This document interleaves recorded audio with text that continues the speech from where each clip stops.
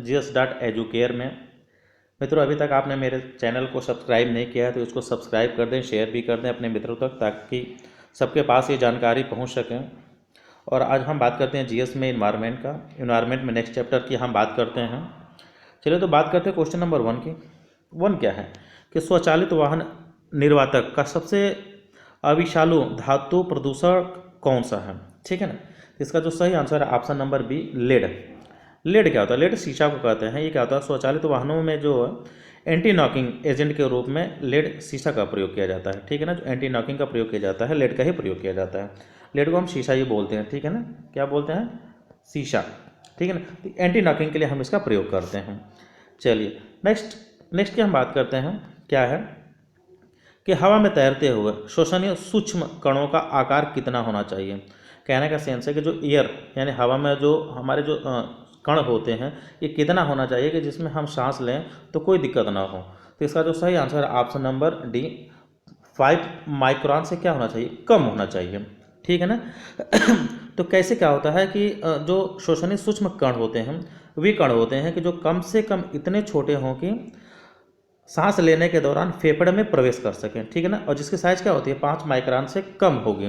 5 micron से कम मतलब 2.5 micron के आसपास जो होती है, तो उससे क्या होता है? वो फेफड़े में आसानी से चले जाते हैं। 5 माइक्रोन से जो बड़ा होता है तो वो क्या होता है? हमारे फेफड़े में जाएगा तो दिक्कत करेगा, जिससे तमाम तरह की बीमारियाँ, हालांकि बीमारियाँ तो इससे भी होती हैं, लेकिन वो हमारे यहाँ जाएगी ही नहीं उसके अंदर। ठीक है, तो ये क्वेश्चन बार बार आता है कि कितने माइक्रोन से कम होना चाहिए, तो 5 माइक्रोन से कम होना चाहिए। ठीक है ना, और जो एग्जैक्ट इसका है वो क्या है? 2.5 माइक्रोन है। ठीक है ना। नेक्स्ट की बात करते हैं, थर्ड की। ठीक है, थर्ड क्या है कि निम्न से कौन सा प्रदूषण कारक जैविक रूप से अपघटित होता है। ठीक है ना, कहने का सेंस है कि इसमें से कौन सा जो प्रदूषण कारक है कि जो अपघटित हो जाता है। तो इसका जो सही आंसर है ऑप्शन नंबर डी, मल। ठीक है ना, मल क्या होता है? मल हो जाता है, लेकिन एस्बेस्टस, डीडीटी, प्लास्टिक ये सब नहीं होते हैं। ठीक है ना। ठीक है, अब मल क्या होता है? मल जैविक रूप से जो अपघटित हो जाता, ऑटोमेटिक हो जाता, बाकी सब नहीं होते हैं। नेक्स्ट की बात करते हैं, फोर्थ की। फोर्थ क्या है कि सरसों के बीज में अप मिश्रण के रूप में सामान्यतः निम्नलिखित में से किसे प्रयोग में लाया जाता है। ठीक है, तो इसका जो सही आंसर है ऑप्शन नंबर ए, आर्जीमोन के बीज। ये क्या होते हैं? आर्जीमोन के बीज का प्रयोग मिलावटी सरसों के तेल में किया जाता है। ठीक है ना, जो सरसों का तेल होता है मार्केट में आप देखते होंगे, जो खाद्य तेल होता है, उसमें हम क्या करते हैं? आर्जीमोन के बीज को हम मिला देते हैं। ये क्या चीज़ होता है? आर्जीमोन। आर्जीमोन जो है, मैक्सिको एक देश है, तो मैक्सिको में जो पोस्ता पाया जाता है उसकी एक प्रजाति है। ठीक है ना, जो सरसों के तेल में हम इसके मिला देते हैं, लेकिन अगर अत्यधिक हम मिला दें, ज़्यादा मिला दें, तो इसमें एक महामारी फैल सकती है जिसको हम डाप्सी बोलते हैं। ठीक है ना, डाप्सी। डाप्सी नामक एक महामारी फैल जाएगी अगर हम अर्जिमोन के बीज को सरसों के तेल में ज़्यादा मिलावट कर दें तो। ठीक है ना, तो ये ज़रूर याद रखिएगा, ये बहुत ही इंपॉर्टेंट है कि कौन सी बीमारी या महामारी आती है। तो डाप्सी नामक महामारी आ जाती है अर्जिमोन के बीज को सरसों के तेल में मिलाने से, अत्यधिक मिलाने से। ठीक है, नेक्स्ट की हम बात करते हैं फिफ्थ की। फिफ्थ क्या है कि इंसिनरेटर्स का प्रयोग निम्नलिखित में से किसके लिए किया जाता है। ठीक है ना, तो इसका जो सही आंसर है ऑप्शन नंबर है, कूड़ा कचरा को जलाने के लिए किया जाता है। जो इंसिनेटर होता है यह एक जो है, इसके माध्यम से अपशिष्ट जो पदार्थ होते हैं उनके कार्बनिक तत्वों को हम नष्ट करते हैं। जितने भी अपशिष्ट का मतलब जो कूड़ा करकट होते हैं, इनके पदार्थों को हम क्या करते हैं? इनके जो कार्बनिक तत्व होते हैं, ठीक है ना, इनके हम तत्वों को क्या करते हैं? नष्ट करते हैं। कार्बनिक तत्वों को नष्ट करते हैं। किस विधि द्वारा? ये इंसिनरेटर्स द्वारा जो है। ठीक है, नेक्स्ट की बात करते हैं सिक्स क्या है? निम्नलिखित में से कौन जैविक संसाधन नहीं है। ठीक है ना, जैविक संसाधन नहीं है, तो इसका जो सही आंसर है ऑप्शन नंबर ए, शुद्ध जल। ये जैविक संसाधन नहीं। अच्छा, जैविक संसाधन से हमारा क्या मतलब है कि वह चीज़ जो हमें जो है डायरेक्ट न मिलती हो। जैसे हम कोई भी जीव जंतु के माध्यम से या वनस्पतियों के माध्यम से जो हमें मिलती हो, वो हम क्या करते हैं, जैविक संसाधन कहते हैं। जैसे कोयला होता है, कोयला किससे, कोयला जो हम प्राप्त करते हैं, ये जीवाश्म ईंधन होता है। पेट्रोलियम भी जीवाश्म ईंधन से, हम मछली भी डायरेक्ट जो नहीं प्राप्त करते, कहीं ना कहीं माध्यम होता है जल में प्राप्त करते हैं। लेकिन जल क्या होता है, जल हम डायरेक्ट प्राप्त करते हैं, इसलिए क्या जैविक संसाधन नहीं है। ठीक है। नेक्स्ट सेवंथ की हम बात करते हैं। सेवंथ क्या है, इनमें से किस पर्यावरणविद को जल पुरुष के नाम से जानते हैं। ये बहुत ही इंपॉर्टेंट, जल पुरुष, वेरी वेरी इंपॉर्टेंट क्वेश्चन है कि हम जल पुरुष किसे कहते हैं, किनको कहते हैं। ठीक है ना। तो अपने भारत में राजेंद्र सिंह हैं, बागपत में ये जन्मे हुए हैं। बागपत एक ज़िला है यूपी का, तो वहाँ पे इनका जन्म हुआ है और इनको हम भारत के जल पुरुष के नाम से भी जानते हैं। राजेंद्र सिंह बहुत ही फेमस पर्सनालिटी हैं भारत के, और एक जो है गैर सरकारी संस्था या संगठन जिसका नाम है तरुण भारत। ठीक है ना, तरुण भारत संघ। ठीक है, तरुण भारत संघ, ये क्या चीज़ है, यह एक गैर सरकारी जो है संगठन है। ठीक है ना, गैर सरकारी संगठन। ये तरुण भारत संघ के चेयरमैन भी हैं। कौन, राजेंद्र सिंह।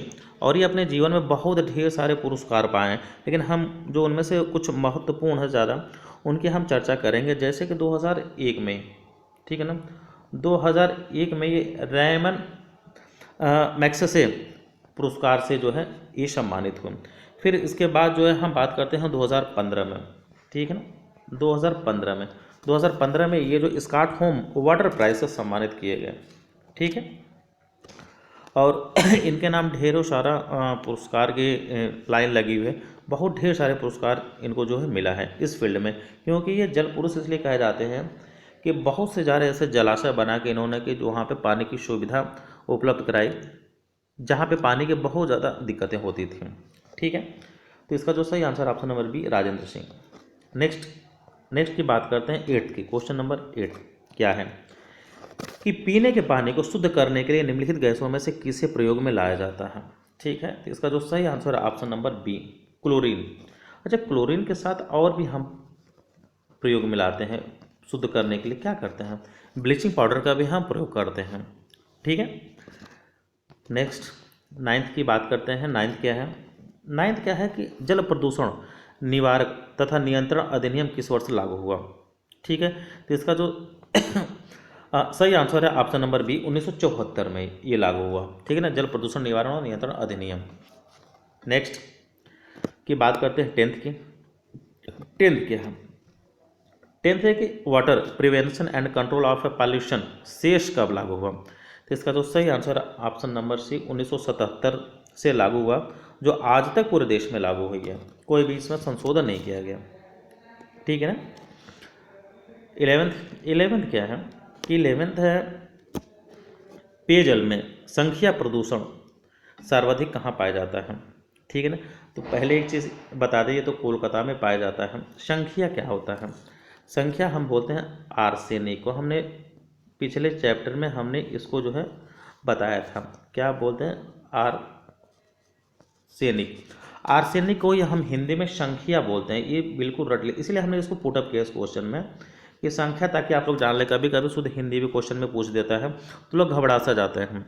संख्या किसको बोलते हैं, हम आर्सेनिक को बोलते हैं। और आर्सेनिक की मात्रा अगर हमारे बॉडी में ज़्यादा चली जाएगी तो कौन सी बीमारी हो जाती है, अल्जाइमर, भूलने की बीमारी हो जाती है। और सबसे ज़्यादा जो आर्सेनिक भारत में कहाँ कहाँ पाए जाते हैं, कोलकाता में सबसे पहले 1984 में आया था। ठीक है ना, पता चला था या आर्सेनिक पानी में, आर्सेनिक क्या है ना, एक तत्व है जो पानी की मात्रा में मिल जाता है, पानी में मिल जाता है। ठीक है ना। और वो क्या करता है, वो शरीर के अंदर प्रवेश करके नुकसान पहुंचाता है, अल्जाइमर जैसी बीमारी को उत्पन्न करता है। और अल्जाइमर जिसको हो जाता है उसको भूलने की बीमारी हो जाती है।